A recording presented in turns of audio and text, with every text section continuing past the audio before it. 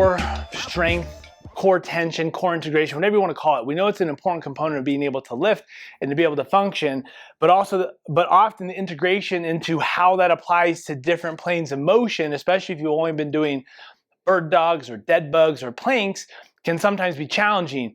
And using the goblet hold, holding weight in front of you, in my opinion, is one of the best options you can do, because it forces amount of activation inherently just by holding the weight in front of you.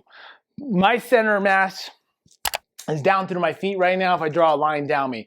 If I pick up this weight and I hold it in front of me, I've now shifted my center of mass slightly forward from that position. So if I don't counterbalance by leaning or anything like that, I'm using my torso or core to stabilize and activate to hold me over my base of support, which is my feet. So utilizing the goblet hold, whether it's a goblet squat or a Cossack squat or a lunge or carries or anything like that, puts you in the position of doing what you want, and then you can layer in whatever motion you want.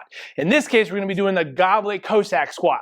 So I'm gonna be holding this in front of me, multiple ways to hold the kettlebell. Doesn't really matter as long as it's in front of you. And from here, we're simply going to perform our standard Cossack squat going side to side.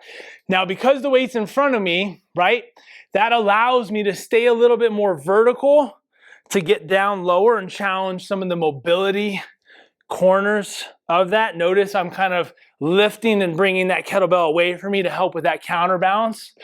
You can see from a side view, oftentimes we're struggling with a Cossack squat.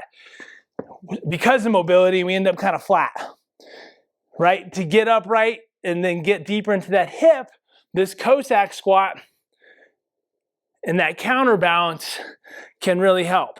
This also helps me feel that torso and core in this lateral position of tension and being able to push away from that, which again could help me with absorption and cutting. Obviously, there's a step of dynamic movement that goes just beyond this, but this is what we're trying to build and integrate, of having to tie this into with being able to get into different positions and challenge the mobility of different body parts with everything in the system working together.